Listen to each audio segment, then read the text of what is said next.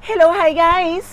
So magandang hapon sa inyong lahat. This is Rodriguez from Mesagari Channel, a faith healer o Zamatarder. So ngayong hapon na to, tignan natin ang sabihin sa iyo ng ating mga gabay. So this is a monthly gabay for the month of March 2025 for the sign of Scorpio. So Scorpio, welcome to my channel.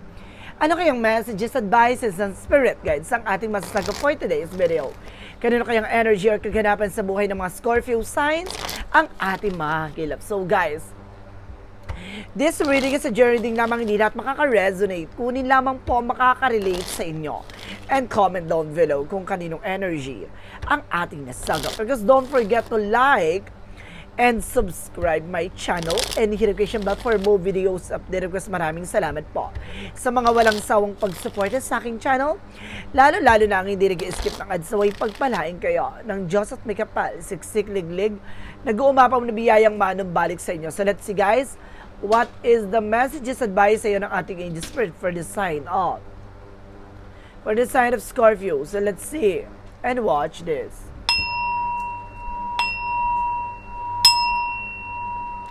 Angel Spirit, please give me information po.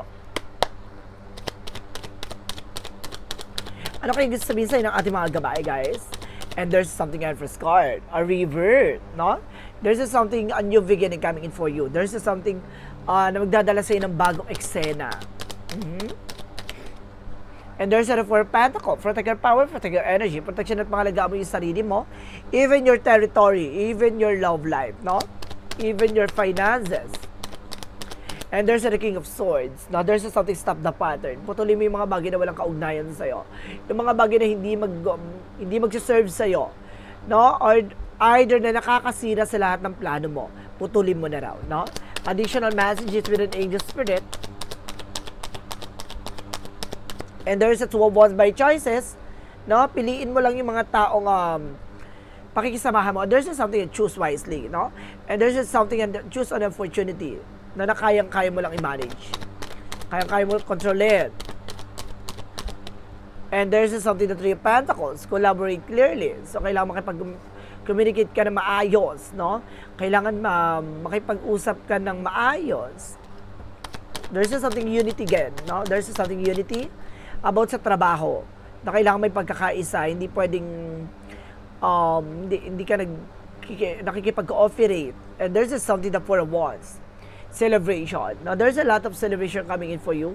There's something homecoming, family gathering, and there's an 11-11 for twin flame energy. What is the Empress card? There's a Wheel of Fortune. So, there's something revert. Ibig sabihin, ibabalik na ang sigla at ganda ng inyong pamumuhay. There's a Wheel of Fortune for turning back to your favor. And there's something, a Wheel of Fortune that brings you a blessing, no? And good fortune. So let's see what is the Four of Pentacles. Referencing with Nine of Wands for the silence, no? Kailangan tahimik ka lang sa ginagawa mo. And there's something resilience for perseverance. No? Kailangan magtiyaga ka, no? Kailangan proteksyonan mo kung ano man yung mga bagay na meron ka. Hinay-hinay lang. Maging mahinahon sa bawat kilos galaw. No? Unti-untiin mo lang na kumbaga pangalagaan, no? Yung it's either reputasyon, no? Kailangan maging maingat ka lang sa pag-share ng kung ano-ano. And there's a King of Swords represented with the Star card for healing. No? Magkakaroon ka na ng healing and recovery dito, guys. There's something a wish fulfillment. No? Kung sinasabi dito, mapuputol mo na yung mga bagay na makakasira sa'yo na magdadala sa'yo dito ng katuparan sa mga pangarap mo. Ibig sabihin, may tao talaga dito na nega. No? Nakakahatak ng nega. What is the Two of Wands? The Two of Wands represent with Queen of Pentacles. So this is something practicality. And there's something good sense pagdating sa entrepreneur. Na kumbaga pagdating sa pag-manage ng finances, kumbaga sinasabi pag-isipan mo mabuti, no? Yung mga pagkakagastosan mo. And there's something na piliin mo lang yung mga bagay na bibilin mo. Mag-ingat lang, ganon. There's the Three of Pentacles represent what? The Three of Pentacles represent with the Seven of Cups, confusion. Na maaring naguguluhan ka, no? Maaring may nagpapagulo sa isip mo, no? And of course, parang hindi mo alam kung ano unahin mo dito. Ganon. And there's the Six of, the Four of Wands that represent what? the Temperance, sa perfect timing. So matagal mo nang inasam na umuwi, no, galing sa ibang bansa, but this is the moment no, na maaaring makakauwi ka na, makakabalik ka na. What is the Empress card? Because the Wheel of Fortune. There's a Strength card, confident, na magiging malakas ang loob mo dito, na magiging matapang ka na ulit. Parang there's a something parang you have an authority, you have the power, gano'n. Kumbaga ibabalik mo yung sigla, at of course, lakas ng loob, tapang. And there's the Lovers, no? Kumbaga there's just something about dito sa love life na kailangan low-key lang or private lang, na maraming taong naiinggit behind your back, kaya kailangan about sa love life, kailangan sarili, kumbaga kayo lang, no? Kasi sa mundo ngayon or sa modernong mundo ngayon, marami na taong naiinggit na para sumira ng inyong relasyon. There's a lot of evil eye. What is the King of Swords? The Star card.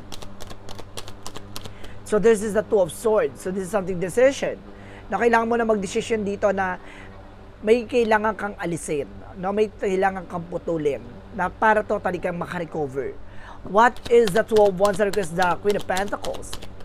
Reference with the Ace of Pentacles. So this is a big shot and big money coming for you. You have the pattern, no?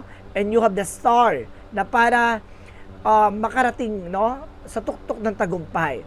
Kumbaga makukuha mo yung mga bagay na to at madali lang ibigay sa iyo, no? At madali mong kumbaga makuha mata mo, no? Maraming opportunities din na darating sa iyo na kayang-kaya mo kontrolin, no, yung situation. What is the Three of Pentacles versus the Seven of Cups? Represented with the Ace of Swords. So this is something breakthrough. Magtatagumpay ka in all aspects, guys, no? Maring naguguluhan ka ngayon, putulin mo yung mga bagay na makakasira sa mga plano mo. Being wise decision. What is the Four of Wands? Was the Temperance. Reference with a Hierophant for a lesson learned. Matuto ka na, ha? Kumbaga, pag nakauwi ka na sa Pilipinas, matuto ka na, hindi yung, kumbaga, akala mo milyonaryo umuwi ng Pilipinas, ganito, ganyan. Kumbaga, maging ano ka na ngayon, practical, ganon. What is additional messages? Now, for an outcome. For the outcome, represent what? Represent with the King of Cups. There's something devoted sa for the person. And there's the World card. May tao magmamahal sa'yo or may tao nagmahal sa'yo. No, international. Ibig sabihin, ibang tao, ibang lahi, or magkaiba kayo ng mundo. No? So, let's see what is additional messages. Pagdating naman tayo sa finances and career. Pagdating sa finances and career, represent what? There's a Six of Wands where a victory is yours. Maaaring magiging matagumpay ka pagdating sa finances, sa trabaho, negosyo, hanap buhay. And there's an Eight of Wands for the fast transactions. Ano? Fast communications. Excuse me. And there's an Eight of Wands for the trouble. Lot of customers, clients. And there's something, the Ten of Swords. Mag-ingat ka lang with the sabotage. Na maraming taong sasabotahe sa eksena mo, mag-ingat ka. No? Meron ako nakita dito scam. Maaaring may scam ka dito, mag-ingat ka. No? Dahil sa mabilis na komunikasyon, maaaring mabudol at maloko ka. Mag-ingat po. Additional messages tayo pagdating sa love life. Pagdating sa love life, there's the Page of Wands by good news. May magandang balita and the Full card for a leap of faith. Now, dahil sa paghihintay at paniniwala mo, magugulat ka itong tao na ito darating sa'yo. No? And there's something, the Hermit card. Kailangan mo lang kumawala sa comfort zone mo. There's a Hermit card for spiritual path. Ibig sabihin dito, naka-line up na makilala mo itong tao na to. Naka-line up na para makasama mo siya. Naka-line up na para magkaroon kayo ng commitment. Ganon. Additional messages about sa health. Sa health mo, there's something, the King of Wands, a vision. No? Unti-unti mo na makikita yung possibilities and the Six of Cups. No? May mga nararamdaman ka na nangyari sa isa nakaraan. There's a Seven of Swords. Now, there's a sneakiness. No? Kung kahit na bawal kinakain o iniinom mo, umiiwas ka daw. Meron ka ditong nakaraang sakit na maaaring, kumbaga, maging sariwa ulit or bumalik. Mag-ingat ka lang. No? Iwasan mo. Nagtitrigger to kasi matigas ang ulo mo. So, let's see what is additional messages for a Yin and Yang Oracle card. For a Yin and Yang Oracle card, represent what? For a Yin and Yang Oracle card, represent luck and doubt. Alisin mo yung pag-aalinlangan na kumbaga, pagdadalawang isip mo. And there's something memories. I told you, there's something memories dito. May nangyari sa nakaraan. And there's something additional. Natama ka ng hinala. There's something doing a black magic to you with the Seven of Swords. There's a sneakiness, cheating, and of course, lying with you. And there's a stalking, no? Looking, watching. And there's a Six of Cups. It's either an ex. Now, there's an ex. And there's something a past. Na there's something memories. Nagdalawang isip ka dito. Ngayon, kumaga, parang hinihimay-himay may nangyari sa nakaraan. And there's something fulfillment and wishes, no? Maaring matupad na. May siya yung nagbibigay balakid para hindi mo matupad yung mga pangarap mo. So, let's see what is the synchronicities represent what.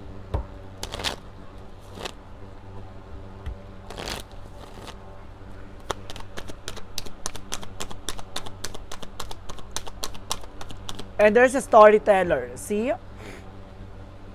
Magaling gumawa ng kwento. Or either meron ditong nagbibigay impormasyon sa'yo para makinig ka, para malaman mo lahat ng katotohanan. That's the rest, no? Kumbaga may kinalaman to sa pahinga mo, or kailangan mong pahinga. And there's something night vision. Sabi ko na nga ba, pumapasok to sa intuitions mo, binibigyan ka ng mensahe sa panaginip mo. Kailangan mo mag-pay attention, guys. What is the magical fairy messages represent what? And there's a birthday. Ngayong birthday mo, maaaring masagot lahat ng katanungan mo. And there's a womb that you need to forgive. No? Ano yung mga bagay na kailangan mong pakawalan at bitawan? Yun yung mga galit puot sa puso mo. What is the Romance Angels for a Mystic Love Oracle deck? For a Mystic Love Oracle deck, for Romance Angels, represent what? And there's a break-up. No, meron dito maghihiwalay, meron dito matatapos, no? And there's a calling from them, no? Kumbaga makakaranas ka ng tawag sa kanya. And there's a player, no? Some of you guys, no, meron dito parang pinaglalaroan ka.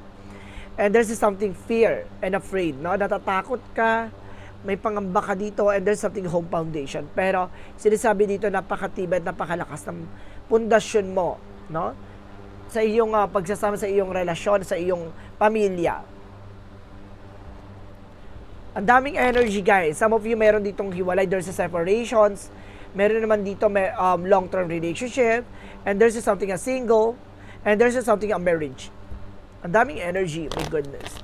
Let's see what is Archangel Michael messages.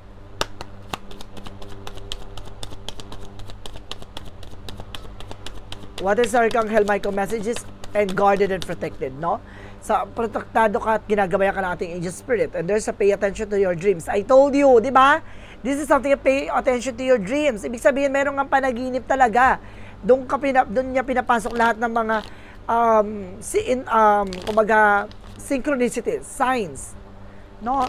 Let's see what is additional messages. With an additional messages with an angel spirit. And there's a dolphin. Now, enjoy your life from the fullest. And of course, there's something past life, sabi ko na nga ba, there's an ex dito na nanggugulo sa eksena. And there's something a school, a lessons. Kailangan mong matutunan at kailangan mong, kumbaga, bitbiting aral yun nangyari sa nakaraan. There's a dancing, a movement, na unti-unti nang magkakaroon ng mga pagbabago. What is the angel's answer represent what? What is the angel's answer represent what? Success. Look for a sign. Sabi ko na there is something to look for a sign. Ito yung sinasabi, may mga senyales na ipinapakita sa yung panaginip, and there's something success. Magiging matagumpay ka within the next few months, sa mga susunod na buwan. Magtutuloy-tuloy na yung magagandang eksena for you. What is additional messages with an angel spirit? And there's an abundance. Talagang there's something abundance is here, and there's an envy. Alisin mo yung ego and pride na makakasira ng eksena mo. There's a lot of different challenges na kailangan mo kumbaga tanggapin. I-accept na lahat ng nangyayari na yun. It's a plan with a God, no? Instrument siya para hubugin ka, matutunan mo yung mga bagay-bagay na gano'n. Kumbaga para magbukas sa isip mo yung mga kailangan mong pag-ingatan, na kailangan mong gawin. And there's something Archangel Raphael for increase your energy. No? Malakasin mo yung enerhiya na masyado ka na kumbaga na-drain sa lahat na nangyayari. So let's see what is additional messages with an angel spirit. And there's the courageous peony. Let yourself be seen. Hayaan mo yung sarili mo makatuklas makakita nitong eksena na to na, tama nga yung nakikita ko sa panaginip ko. Tama nga yung natin na mensahe na meron palang bagay na dapat kong kumbaga pag-ingatan or kailangan kong gawin, gato ganyan, di ba? Ganon. And there's a perspective, no? Baguhin mo yung mindset mo, baguhin mo yung iniisip mo, no? Yung thoughts mo. What is the chakra messages? And there's an instinct, I told you, there's something instinct. Tanggapin mo na may intuitions ka. There's an instinct is there. And there's a passion. No? Gawin mo yung mga bagay na makakapagpasaya sa'yo, yung mga bagay na makakatulong sa'yo. And there's something miracle. May himala. No? There's something hope. Miracle is like a magic. No? So let's see what is the Monsology. Represent what? Don't let your past hold you back. Huwag mo na raw balik-balikan na nakaraan. Ganon. And there's something, step out of your comfort zone. Kailangan mo na makawala sa mga bagay na kinakatakutan mo. And there's something, a time to give rather than take. Mas maganda ikaw yung nagbibigay oras panahon kaysa ikaw yung hinihingian. And there's something, you are very close up to achieve your goal. No? Napakalapit na para matupad yung mga pangarap mo. Para unti-unti mo maisakatuparan yung mga minimiti o kagustuhan mo. Unti-unti na, napakalapit na. Ibig sabihin, kaya mo nang tuparin yun. No? Konting sipag pa. And there's a creative expression, no? Mas, kumbaga, magiging ano ka ngayon, creative, no? Kumbaga, lahat ng mga bagay na iisipin mo, magagawa mo na. This turns into reality. And this is something infinite abundance. Walang humpay na kasaganahan, no? So, let's see what is the energy represent what. And there's the thinking woman. Now, some of you, if you were women, overthink ka dito. Now, if you were a man, yung person mo nag-overthink, and there's something, third chakra kang health well, no? About sa sikmura, sa ulo, about sa dibdib, no? Nagkakaroon ka ng heat burn that because of acid reflux, no? And this is something a woman holding a heart, no? Some of you guys, no, mahal na mahal mo yung person mo. If you were a woman, if you were a man, mahal na mahal ka ng person mo. What is the additional messages for the romance angels? For the romance angels, represent what? Represent with separation. I told you, there's something separation na meron dito. And this is something, let your friends help you. No? Hayaan mo yung mga kaibigan mo, tulungan ka. What is the Jesus loving quote said?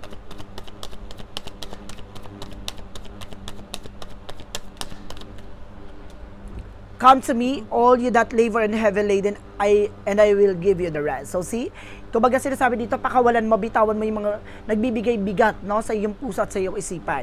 Pakawalan mo, the more na mabigat yan at more bit-bit mo yan, hindi ka makakausad dyan. So let's see what is the angel's number. Represent what? For an angel's number, represent with a 10, 11 with a taking action. So kailangan mong kumilos, gumalaw. Kailangan mong mag-decision. There's something spiritual awakening. This is a call to action to move forward. The sooner you get going, the sooner you will accomplish what you set out to do. Those with the patient will eventually reap the rewards for their perseverance. So, see, kung gusto mo yung mga ginagawa mo, kailangan mong kumilos, gumalaw. No? Kailangan mo magdesisyon. No? Para may sakatuparan yung mga bagay na yan. Nasa pagtsatsaga at nasa kilos at gawlaw. No? And there's a 1774 drama alert. Mag-ingat ka. May nagdadrama daw dito. No? Magaling umarte. Take a few deep breath and focus inward. You need time to think things over and consider your options. At this time, you must rely solely on yourself. You might not believe it, but you're heading in the right direction. So what appear to be a lull in activity in just a natural part of the process. So, iwasan mo raw magdrama. Iwasan mo raw kumbaga mag-isip ng mga negative na unti-unting hihilumin yung mga pangyayari at kaganapan sa buhay mo. Marunong kang tumanggap na mga bagay na nangyayari sa'yo. Na huwag kang masyadong nag-i-emote, no? Alisin mo yung tension. Relax. So, let's see what is the messages of life. Represent what? Na nagdadrama ka dito kasi ano na nangyayari, ganito, ganyan. Kumbaga, may kasalanan ba ako sa iyo? Ganyan, ginaganon niya. Kumbaga, iwas-iwasan mong, kumbaga, questionin ng ating Panginoon sa lahat na nangyayari sa buhay mo. No, there is something na plano niya yan. Kailangan mong matuto. What is the messages of life? Ibig sabihin, may mga inahatid sa mensahe. Hindi ka nadadala. Paulit-ulit ka. And there's something, a love of fear. So, see? I re-announce my pain. I release my resistance. Today, I choose to reside in the light of my being. I rise up boldly and ask for the understanding that will free me of my duality. My fears are heard. The God sends angelic help so that love and peace find their way to me when I open my eyes, love or fear. So, sibuksan mo ang puso mo para makita mo ang kahulugan at nilalaman niya na kumbaga kaya nangyayari sa iyo dahil mahal ka ng ating Panginoon. Para matuto, mahubog ka sa lahat ng mga bagay na nangyayari sa iyo na isang pagsubok lamang niya para makamit mo at matamo mo ang tagumpay na inaasam-asam. So, guys, this is a monthly gabay for the month of March 2025 for the sign of Scorpio. So, Scorpio, maraming salamat for this wonderful reading. So once again, this reading is a journey reading namang hindi lahat makaka-resonate. Kunin lamang po makaka-relate sa inyo.